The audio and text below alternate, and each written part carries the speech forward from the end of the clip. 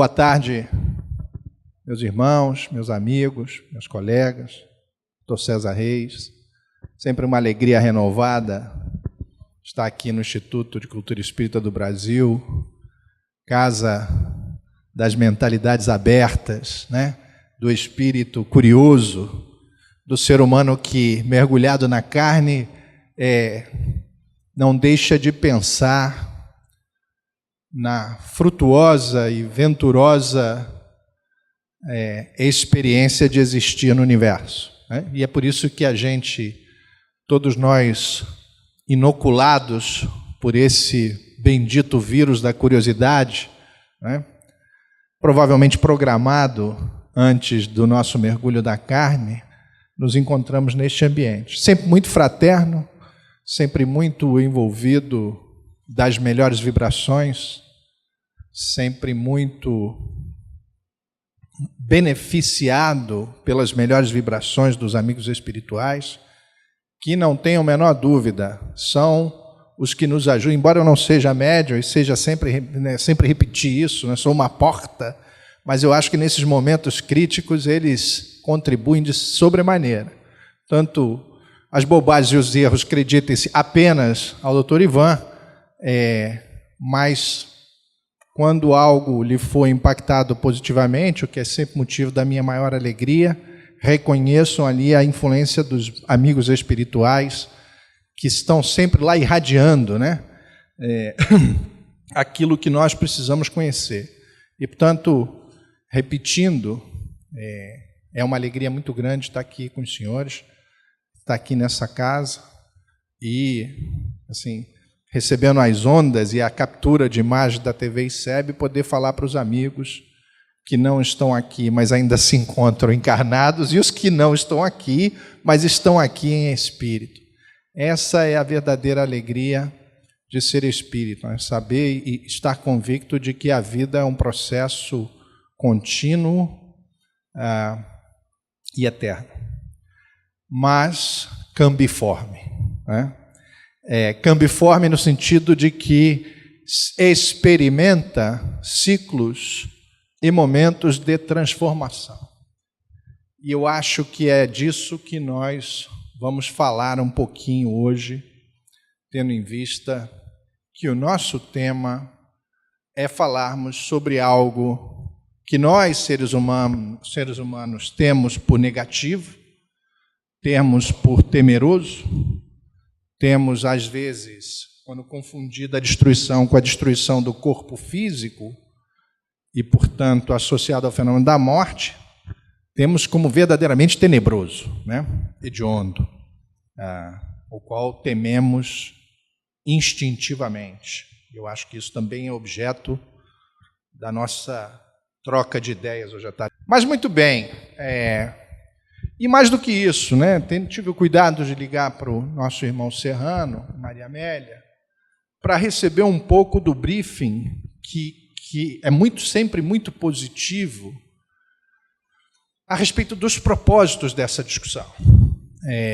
E a discussão de hoje, além de assambarcar e ter por escopo destruição e renovação, ou regeneração, ou crescimento, ou progresso, valores que estão associados necessariamente à destruição, o caráter maior onde essa discussão deve estar envolvida é o caráter pragmático dessa discussão. Pragmático em que sentido? Pragmático no sentido de prático, né? Pragmático no sentido de o que estas reflexões, o que estas mensagens dos espíritos ditadas a Kardec, nosso amado amigo, né? Que no século XIX, na metade do século XIX, produz uma verdadeira revolução na sua vida. Ele é um educador, dono de liceu, né? Um empresário educacional, revoluciona a sua vida para se dedicar exclusivamente ao tema do estudo dos espíritos, né? O tema da filosofia maior das grandes perguntas da humanidade.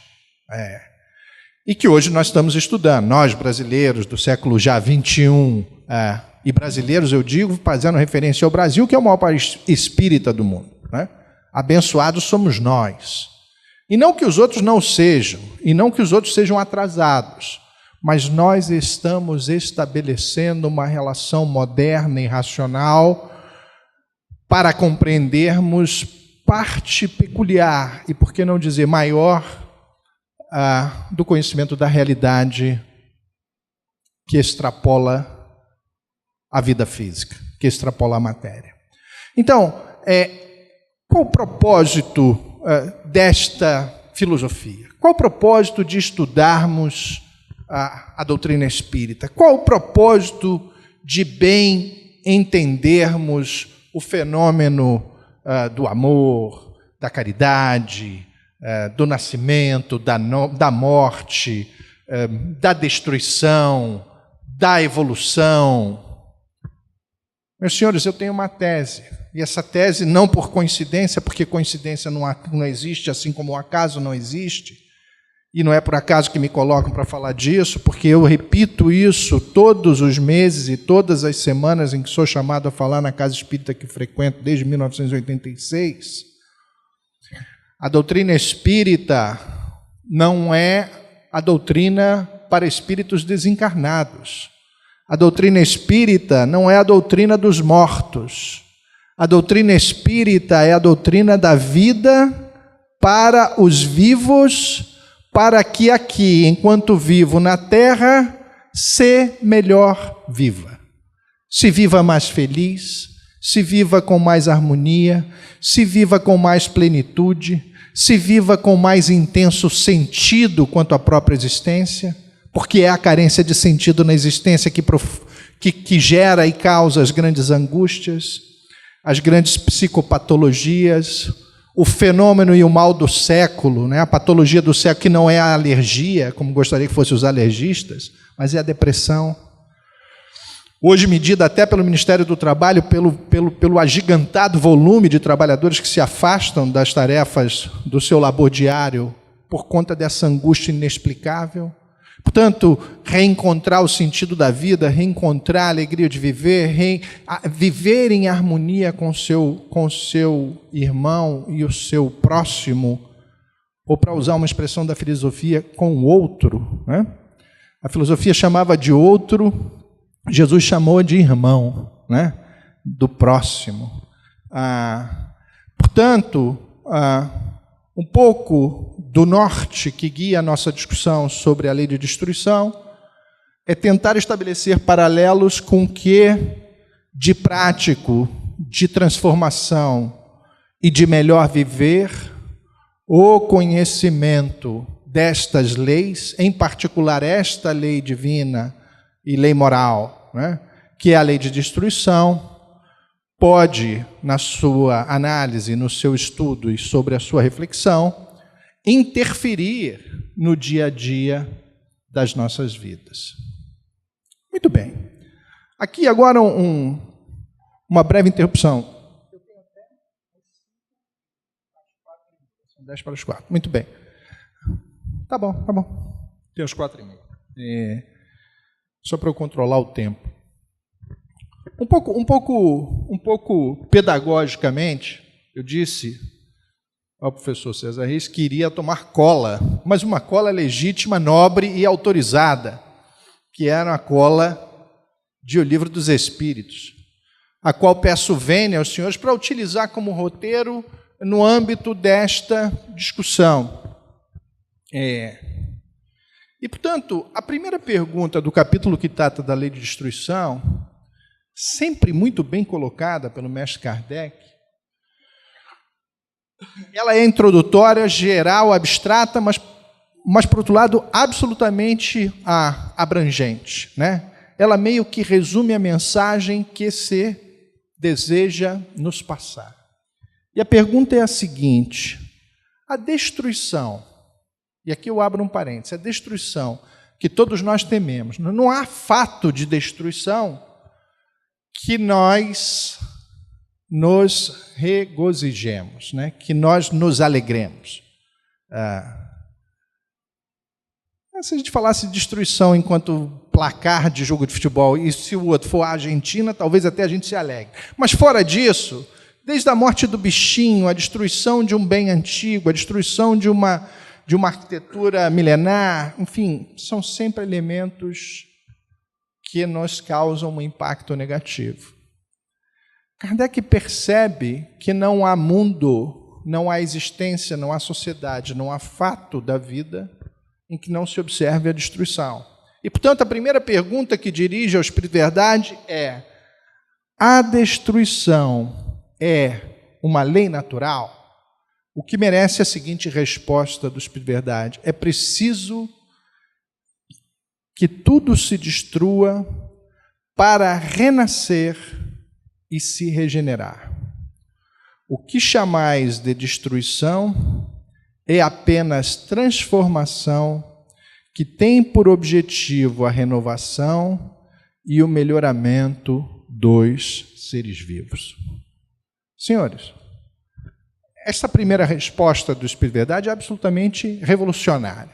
Portanto, ele desmonta o caráter negativo, amedrontador, temeroso, tenebroso, e por que não dizer negativo do conceito de destruição, para dizer o seguinte: destruição nada mais é do que requisito necessário, passo, degrau da evolução benéfica. E aí toda vez que a gente ouve falar de destruição, toda vez que todo mundo fala de evolução, não é verdade? Estamos evoluindo. A evolução é um conceito positivo, a destruição é um conceito negativo. Eis a grande sacação, né?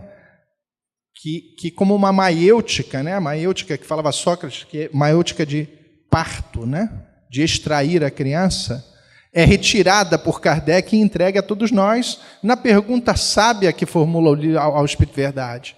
E que vem dizer o seguinte: destruição, ainda que se revele aos nossos olhos como negativo, é um aspecto necessário e causa da transformação, causa da evolução, causa da regeneração, causa do progresso. Não há como se progredir sem que processos de transformação alterem o status das coisas, o chamado status quo, né? Não há mudança sem energia, não há energia que não provoque movimento. O movimento traz transformação, a transformação desnatura aquilo que antes era natural, criando uma nova realidade, né?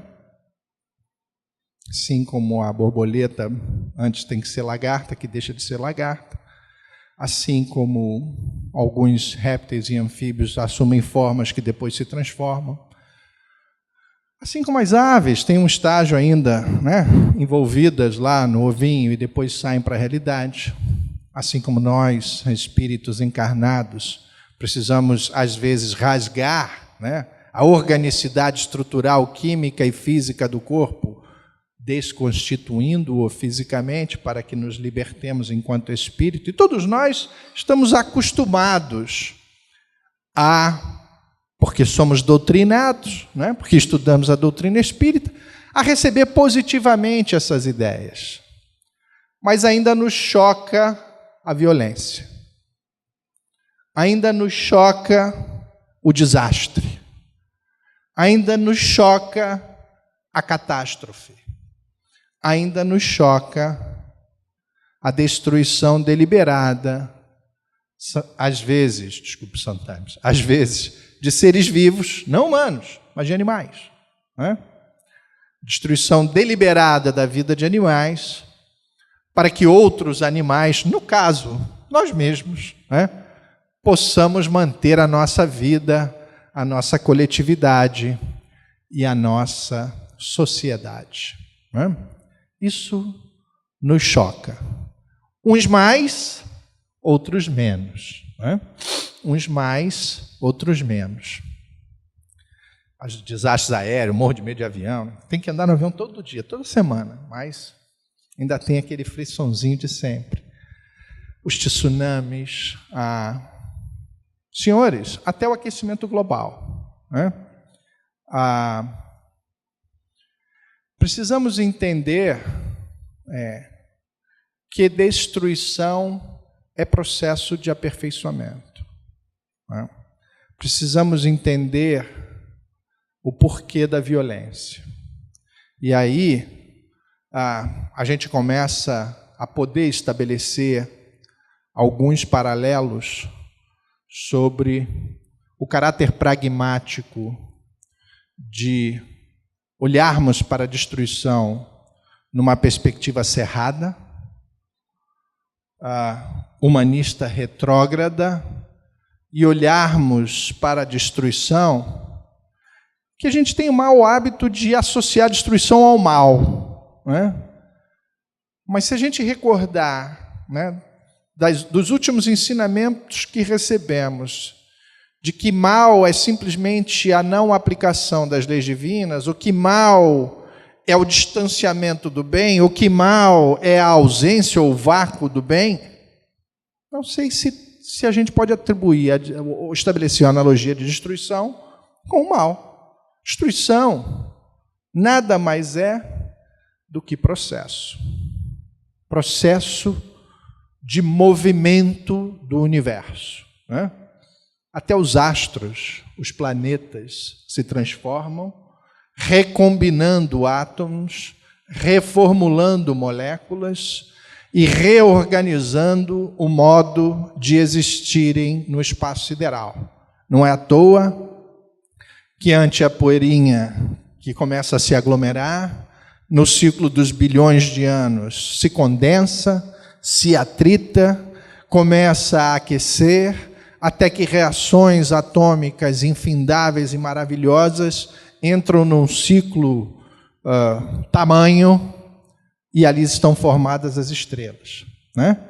Que depois de expandirem-se ao último grau, começam de novo a se condensar, até que na condensação máxima, ao ponto da gravidade infinita, já sequer consegue expandir a própria luz ou permitir que a luz em volta dela se atravesse ou possa conduzir, criando aquilo que os físicos chamam dos buracos negros, que seria mais ou menos uma morte, meio reencarnação da estrela. Aliás, há quem diga, né, que o buraco negro acaba por criar passagens entre os chamados multi-universos. Você vê que ainda há muito por descobrir, né?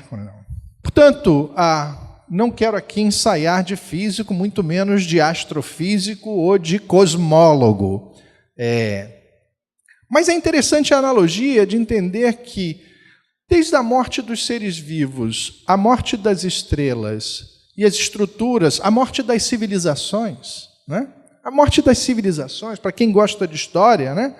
Quem se debruça sobre a história dos grandes impérios da humanidade, né? Alexandre, Roma, né? Roma, por que não dizer o Império Inglês, o império que dominou o século XIX, né, onde o sol nunca se punha. Atualmente, o império dos americanos, há quem diga que serão superados pela China muito breve, mas as próprias organizações coletivas políticas também passaram por apogeu, auge e desconstituição. Nada mais significa, senhores, do que o processo de superação, né, daquilo que Hegel, um importante filósofo alemão, né, tentando resolver alguns problemas que Kant não tinha conseguido resolver, pensa, né, e extrai, analogicamente do processo da comunicação e do diálogo, aquilo que entendia ser a lei de movimento universal a regular todos os movimentos da natureza e do espírito, né? Hegel fala da dialética, né? Ele diz, a natureza, e depois isso vai ter uma outra interpretação por parte de Karl Marx e Engels, que vão fazer um materialismo dialético, mas Hegel não era materialista. Hegel ele realmente estava muito preocupado com a questão da ideia, e a ideia governando os processos históricos, e ele diz que, né, a mudança dessa realidade é sempre tal qual um processo de conversa, um diálogo e convencimento, onde há uma tese, uma antítese que nega a tese e uma síntese, que é um terceiro estado, que é a superação entre o embate dessas duas forças opostas, que são a tese e a antítese. Maneira elegante, charmosa e intelectualmente positiva de perceber a dualidade da realidade que convive, né, de maneira cíclica, e que os orientais chamavam de Yang e Jung, né? Essas forças que em oposição, mas também em equilíbrio, né, meio que regulam e sintetizam o movimento de todas as coisas no universo. Vou encerrar por aqui a complexidade filosófica para dizer simplesmente o seguinte: não há progresso sem destruição. E, portanto, meus senhores, é preciso que, doravante, conhecendo na essência de que a destruição é necessária e não há acaso, e se não há acaso, não há destruição que não aconteça sem a permissão do Pai, nós, sabedores e conhecedores, né, introspectando racionalmente esse conhecimento, já podemos ter uma nova relação mental e sentimental diante da dor, diante do sofrimento, diante do obstáculo, diante da catástrofe, diante do inevitável, aparentemente negativo. O que se propõe, em primeiro lugar, é nos aparelharmos com os conhecimentos que a doutrina espírita nos propõe e nos oferece para atuarmos no mundo em melhores condições, em especial para percebermos e nos relacionarmos com os fenômenos que aparentemente poderíamos chamar de destruição, né? E daí uma gama de consequências, A primeira delas, eu acho que é uma questão, como disse, de melhor viver, né? A primeira delas, uma questão de melhor viver, porque o que a doutrina espírita nos oferece, distintamente de várias tradições filosóficas e religiosas, é o conhecimento de que aqui estamos múltiplas vezes submetidos a esses processos de transformação e deles a partir de construção, nascimento, evolução, crescimento, degeneração e morte, destruição, decomposição, mas volta em novos processos de criação. Primeira consequência pragmática, no relacionamento com os fatos negativos da vida, com a dor ou com a destruição. A consciência de que temos, ou de que já podemos ter, de que o mundo funciona não só de modo dialético, ou seja, o mundo está em permanente transformação, mas não uma transformação aleatória, como querem alguns cientistas, né? Não o caos, até porque já se diz que até no caos existe ordem, mas não de maneira randômica, não de maneira aleatória, mas com o comando do Criador, né? Esse comando que ainda nos é um tanto quanto incognoscível, porém já intuível, né? A gente já é capaz de intuir, a gente já é capaz de saber na nossa essência de que, assim como não estamos largados no mundo, a sequência dos fatos e dos acontecimentos na vida e no universo tem uma ordem, né? É o logos de que falavam os neoplatônicos na antiguidade, né? Esse logos, essa razão universal que a tudo confere sentido, concatena e encadeia. Muito bem.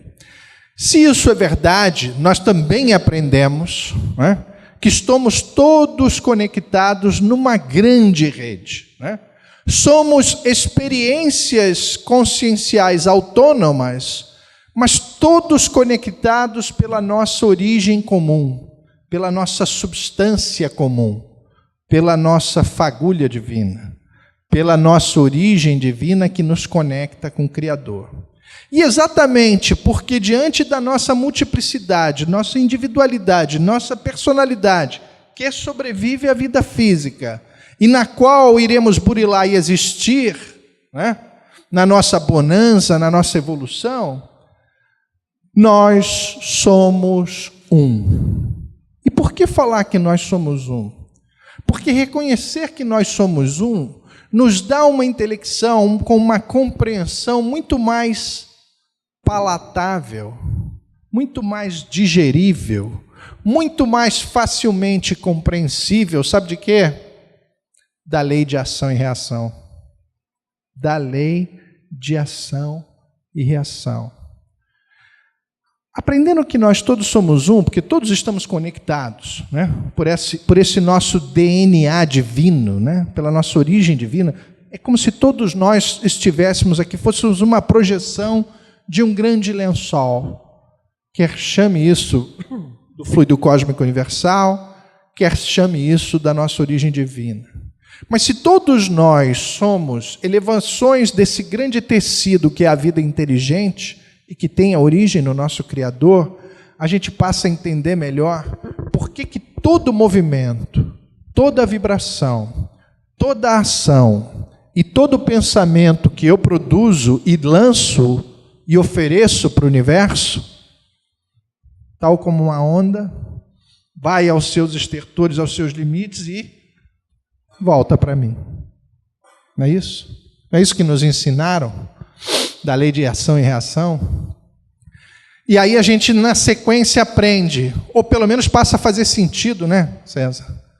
Se eu penso, produzo, ajo, manifesto bem, vibro bem, e hoje, amanhã ou daqui a 100 mil anos, isso volta. E é por isso que a sabedoria fala, a sabedoria popular, que nos ensina, não espera agradecimento. Porque o bem que você faz, via de regra, não volta pelas mãos do sujeito que recebeu a sua boa ação. Ela volta do universo. Ela volta. Sempre volta. E não volta da mesma maneira, não. Você deu lá 100 reais, 1.000 reais, não é 1.000 reais que vai voltar. E às vezes vai voltar, outra consequência prática de estudarmos isso, travestidos por fatos que sequer você dá conta imediatamente, principalmente se você não está conectado para entender isso, se você não está focado para entender isso, se você não está interessado em visualizar isto. E mais, às vezes o bem voltará sob a forma de mal, porque a sabedoria popular também já ensinou que há males que vêm para bem. Não é verdade? Então, olha só quantas coisas, se a gente tem bom senso e se recheia de pasta espírita, amorosa e cristã, a gente já não consegue pensar diferentemente. Não é verdade?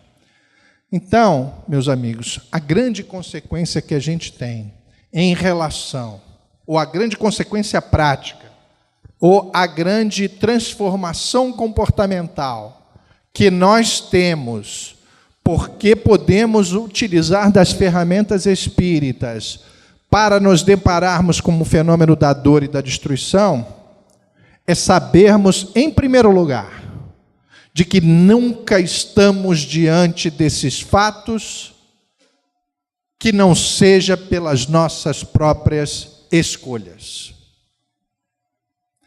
Não há dor, destruição, transformação, mudança que não estejam conectadas com ações, pensamentos e decisões, escolhas que fizéramos no passado.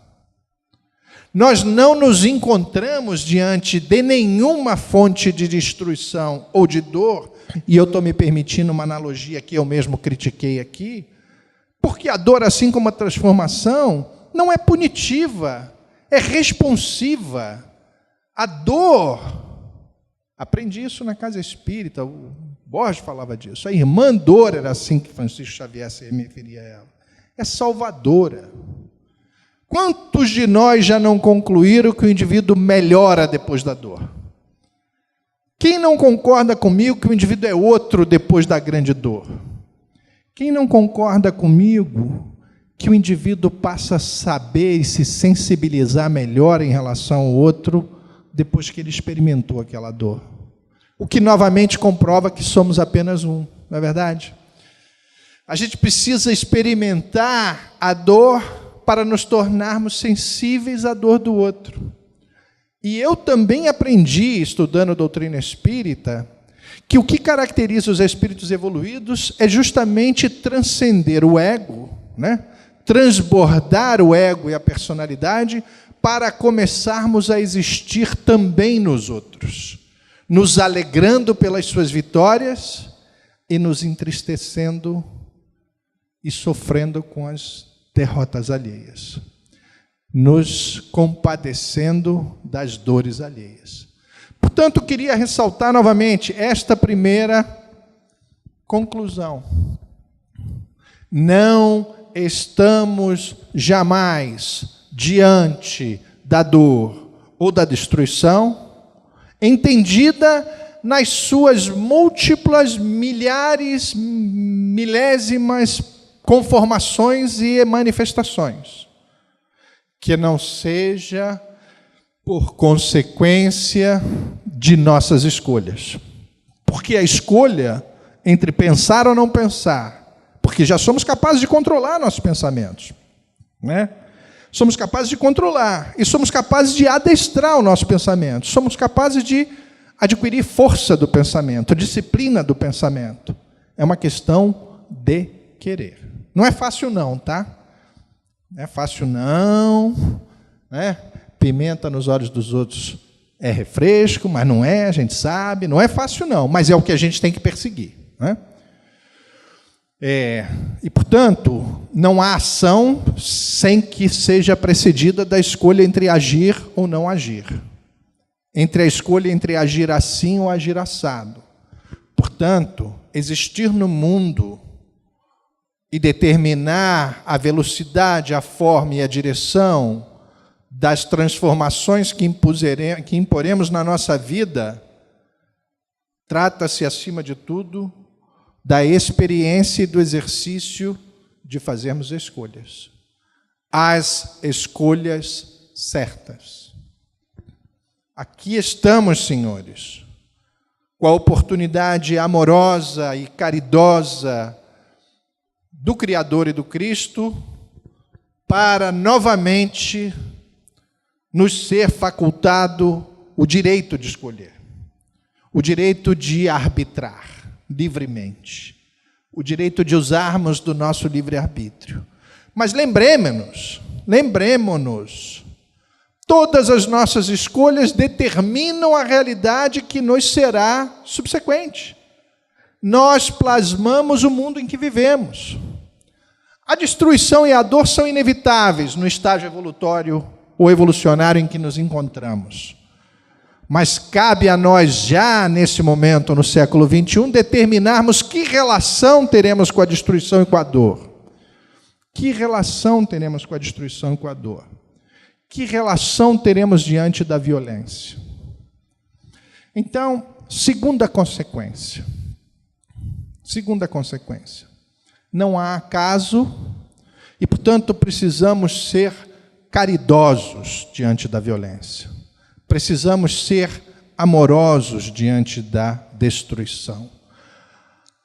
O conhecimento e a convicção de que a destruição trata-se singularmente de processo de transformação e criação das coincidências ou das condições de um mundo melhor, de uma realidade melhor.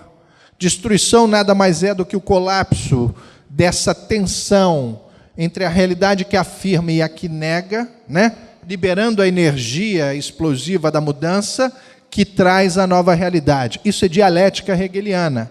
Mas do ponto de vista espírita, são os processos de tentativa e erro, da roda de Dandara, que falava Américo Borges, que presidiu essa casa, né? dessa roda infinita das reencarnações, muitas das vezes na repetição reiterada, né, milenar dos mesmos erros, que nós finalmente tomamos a decisão certa. A consequência diante da dor e da destruição é de que, número um, não estamos diante dela por acaso. São sempre consequências das nossas escolhas. Segunda conclusão: confiemos em Deus, confiemos na providência divina e reconheçamos os processos liberatórios e construtivos que advêm daquele fenômeno. Mas quando eu falo sejamos amorosos diante da destruição e da violência, jamais me refiro à complacência com o equívoco. Jamais me refiro à apologia da violência ou do crime. Jamais me refiro ao expurgo total das categorias morais que temos a reprovar a conduta que já podemos imaginar como condutas equivocadas. Sempre amorosamente, né? E por que eu falo isso? Porque muitas das vezes preconceitos criam estados mentais na gente de que a gente está convicto que o outro está errado e o outro que está errado está convicto de que ele está certo. E numa sociedade de diversidade e de pluralismo, como deve ser a sociedade contemporânea democrática, nas sociedades de bem-estar, que são sociedades solidárias, é preciso respeitar a diferença. E é preciso a gente tenha muito cuidado com as nossas convicções pessoais, né, para que ela não extrapole sob forma de julgamentos apressados e não cristãos, e não amorosos, e não caridosos com aqueles que externam de maneira distinta o seu pensamento, né? Mas, de novo, quando eu falo que a segunda consequência é positiva, é reconhecer doravante de que esses fenômenos, em primeiro lugar, têm uma causa. Em segundo lugar, veiculam lições e ensinamentos. Em terceiro lugar, nos encaminham para algo melhor. Senhores, pode parecer contraditório, pode parecer irracional. E muitas das vezes, e em especial, quando a gente liga o RJTV de manhã, a gente já é bombardeado, literalmente, é um festival de desgraça. Você só vê contar quantos tiros foram dados, quantos crimes foram cometidos e quantas casas caíram na enxurrada. Mas a gente tem que entender, olha só, a gente pode ser insensível e não devemos. Porque, como eu disse, se relacionar e compreender os fenômenos e os processos do universo e os processos de transformação da vida nos traz um beneplácito. Nos impede sermos aprisionados e sufocados pelo sentimento de revolta e pela descrença no Criador que tudo ordena, que tudo conhece e que tudo determina. Eu não tenho o direito de pensar diferente, sob pena de anular minha relação com o Criador. Eu tenho que reconhecer providência divina até nessas questões mais aparentemente agressivas. Mas veja como é que a gente pode pensar isso. Estamos, por acaso, no meio dessa realidade? Somos santinhos, né? Na Last Incarnation, como brincava hoje minha mulher e meu filho lá, quando eu fui dar lá uma lição nele, você está na última piada não diria de mau gosto, mas inapropriada, mas, assim, nós não somos seres crísticos, né? Jogados no planeta Terra. Reconheçamos, inclusive, a nossa pequenez. Estamos diante dessas barbáries, talvez porque ainda façamos parte delas. Uma parte já diferente, porque já temos consciência de que precisamos ser agentes da mudança. Já não somos mais como máquinas, inconscientes, reproduzindo e repetindo padrões. Somos já capazes de refletir. mas não estamos por acaso no meio dessas coisas.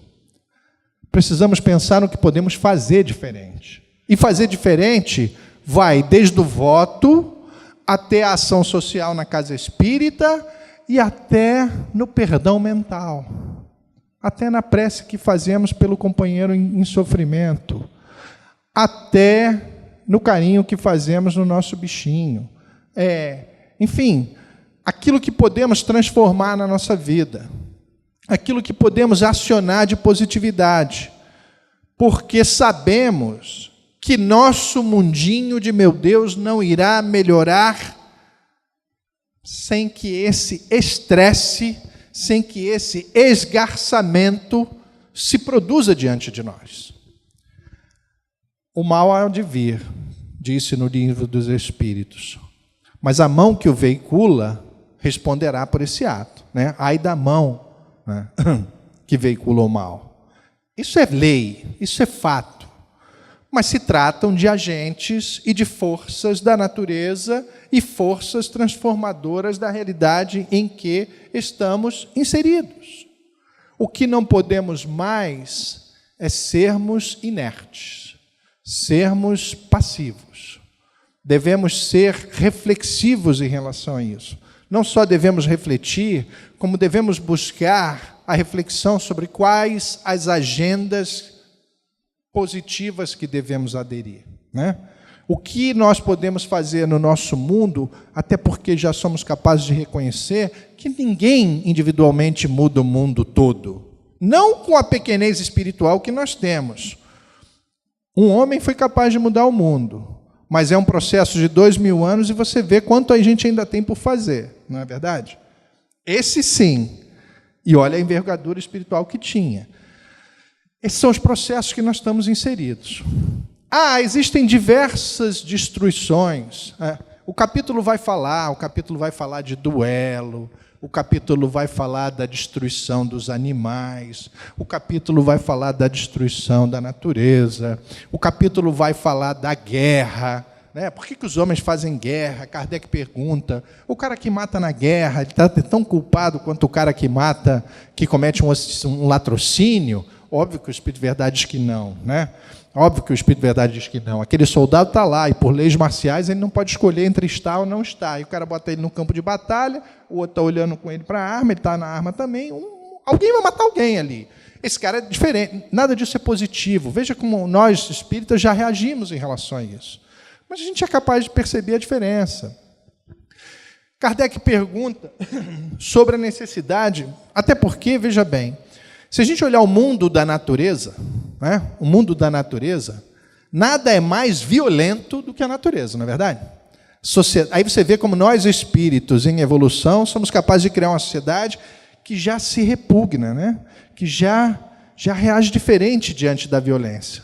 Mas a natureza, que todos nós, né, achamos exuberante, lúdica, perfeita, em equilíbrio. Os senhores já viram o leão destruindo a presa? Não tem paixão, não tem carinho, não tem caridade, não tem. É instinto, é natureza, é selvagem. Nós estamos nos elevando. E é por isso que o Espírito Verdade diz: quanto mais elevada a civilização, menos imperiosa é a necessidade da destruição. Destruição é força da evolução. E, portanto, quanto mais, e não é atrasado, tá?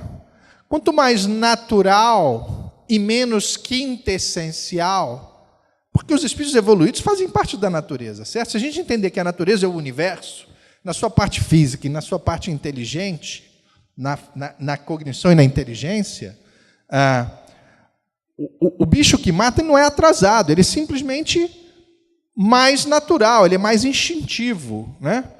Ele está menos conectado com essas instâncias mais supremas, para a qual nós estamos tentando, na medida em que adquirimos mais leveza espiritual atômica, nos elevarmos. Mas eu estou quase na hora aqui, 4h30, eu queria... 4h30, né? Tá bom. Eu queria dar um fecho desse ponto de vista prático, entendeu, César?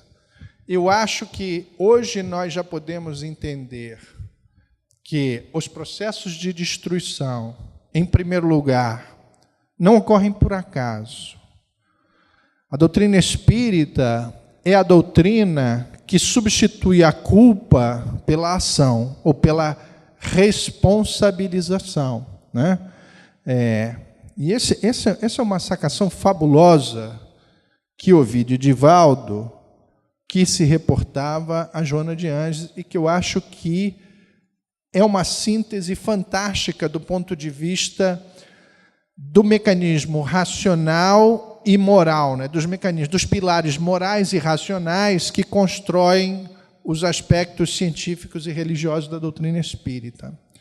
Antes de conhecermos essas leis, né, que são leis divinas, mas são leis universais que regulam o movimento, desde o movimento das estrelas à evolução dos espíritos, o que você tem é uma dialogia de crime e castigo, né? Você tem o crime e o castigo, você tem a conduta lá apregoada na lei das 12 tábuas, não, desculpa, nos 10 mandamentos, lei de 12 tábuas é coisa de jurista. E se você não cumpre aquilo, é o objeto do meu estudo lá na Casa Espírita, inferno para você. Se for mais ou menos, é purgatório, você vai sofrer um bocadão, um tempão, para depois se livrar, mas se não for, é inferno. E a noção do inferno é a noção de dor. Portanto, é um pensamento medieval de crime e castigo, como se o castigo trouxesse equilíbrio, mas numa relação jurídica e estatal de vingança, né? Eu quero infligir no outro a dor que eu senti. E a gente entendeu na doutrina espírita que isso cria um ciclo de repetição. Isso é a vingança, isso é a ausência do perdão. E se não tem perdão, crime e castigo é uma lógica que não propõe superação, que não propõe evolução, que não propõe a destruição desse ciclo de autorreferência e repetição. A doutrina espírita, o que vem propor? Não, você faz, você recebe, né? E você não vai, não é inexorável. A sementeira é livre e a colheita é obrigatória. Mas a gente vai ter milhares de oportunidades de escolher, né? E a benevolência, a providência, o perdão incondicional, o amor incondicional que o Criador e o Universo dispõe e aplica a nós, nos permite escolhermos repetidamente até que venhamos a acertar. Mas enquanto a gente escolhe errado, a gente é responsável. A gente não é castigo. Por isso é que a gente fala de débito e crédito. A gente não fala de pena. A nossa lógica não é a do crime e castigo. A nossa lógica, para usar um linguajar jurídico, não é uma lógica do direito punitivo, não é a lógica da punição. É a lógica do acionamento da energia da vontade e a materialização da ação para reestabelecer o equilíbrio esse desfeito quando nós lançamos ao universo aquela ação desarticuladora, que se distanciou do bem, né? Então, a nossa ação restaura o equilíbrio. Somos responsáveis, né? E como os responsáveis, precisamos adotar ações capazes de desfazer aquilo que fizéramos, ou capazes de provocar um novo equilíbrio nesta relação entre os contrários, né? E quando a gente restabelece o equilíbrio, a gente provoca aquele salto de crescimento. É o que acontece, por exemplo, no fenômeno do perdão, né? Então, voltando, nós não estamos diante dos fenômenos de destruição por acaso. Os fenômenos de destruição são complementares e essenciais aos processos de mudança que estão nos conduzindo a um mundo de regeneração, né? Não vamos passar de fase, né, para usar uma expressão do videogame, não vamos passar desta fase evolutiva, né, desse estágio civilizatório, planetário e espiritual, sem que aguçássemos essas contradições, sem que esgarçássemos essa realidade, para que, rompendo-a, as novas realidades emergissem desse tecido já cansado. O rasgar desse tecido esgarçado vai se afigurar para a gente como violento, como destrutivo, mas nada mais se trata do que esse processo de construção de novas realidades, os quais, duas consequências, já sabemos, somos parte integrante, portanto, não tenhamos pudismos, né, de distanciamento dessas realidades. Somos responsáveis por elas também, e a maneira pela qual nos responsabilizamos é adotando um set de condutas transformadores na nossa própria vida. E, em último lugar, reconheçamos amorosamente a providência divina, né? Não nos distanciemos de reconhecer que, ao mesmo tempo em que tudo tem uma lógica, né, de que as coisas não acontecem por acaso, ativemos a nossa solidariedade, ativemos a nossa ação caridosa, a nossa ação de interferência diante do mal. Sabe por quê, meus senhores? Porque somos obrigados a isso. Porque eu falei, se estamos inseridos diante dos processos de destruição, não estamos inseridos por acaso. Portanto, não podemos achar nem que Deus abandonou a realidade e muito menos acharmos que nós não temos nada a ver com isso. E é exatamente porque nós temos muito a ver com isso é que nós não podemos ser seres humanos, cidadãos, enfim, conviventes, sem nos importunarmos com o mal, né? E a maneira como a gente reage diante do mal, que de modo direto, indireto, muito indireto, muito indireto, infinitesimalmente indireto, nós estamos conectados e fomos causadores, nós devemos ao universo uma resposta positiva, uma resposta de amor, uma resposta de ação construtiva, uma resposta de ação positiva. Esta é, no nosso entender, uma relação construtiva e uma postura construtiva diante do fenômeno da dor e da destruição. Era isso que eu queria colocar no dia de hoje. Obrigado.